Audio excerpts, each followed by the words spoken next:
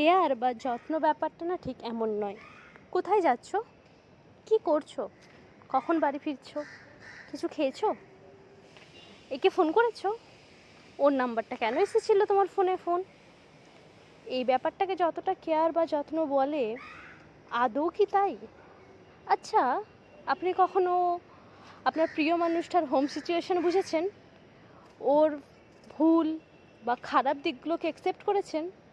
ওর ফেলিয়ারগুলোকে ঠিক করে একটু ভালোর দিকে যেতে সাহায্য করেছেন?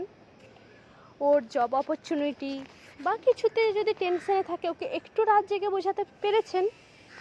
ও যদি কখনো ইরিটেট হয়ে যায় বা অভিমানে ঝগড়া করে ফেলে, আপনিও কি তার উপরে চিৎকার করে ফেলেন, নাকি তখন আপনারও মুড খারাপ হয়ে যায়? ওই টাইমটাকে যদি একটু সুস্থ রাখতে পারেন না, ওটাকেও কিন্তু কেয়ার বলে।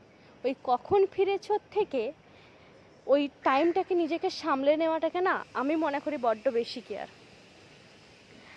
উইকেন্ড হলো এমন একটা দিন যেটাতে পুরো সপ্তাহের এনার্জি পাওয়া যায়। আর সিস্টার বা নার্সদের উইকেন্ড বলে কিছু হয় না, ওই মর্নিং করে নাইটের সময়টুকু যেটুকু পাওয়া যায় ওটাকেই বলে। তো আমরাও সবাই মিলে ফ্রেন্ডসরা মিলে শুরু করেছিলাম আজকের আয়োজন। এটা যে আগে থেকে প্রি প্ল্যান করা ছিল ব্যাপারটা নয়, হঠাৎ করে প্রি প্ল্যান হয়ে গেছিলো। তো আমরা সবাই মিলে একটু ঘুরতে বেরিয়েছিলাম, খাওয়া দাওয়াও করেছিলাম, সব নিজের হাতে বানানো। আর বিশ্বাস করুন, মানুষ বলে না যে যদি যত্ন নিয়ে রান্না করা যায় ওই রান্নার তৃপ্তি অন্যরকম। এই রান্নাটাও হয়েছিল এরকম, এত যত্ন আর মন দিয়ে আমরা সবাই করেছিলাম, তার পরম শান্তি অন্যরকম। গুড নাইট বন্ধুরা।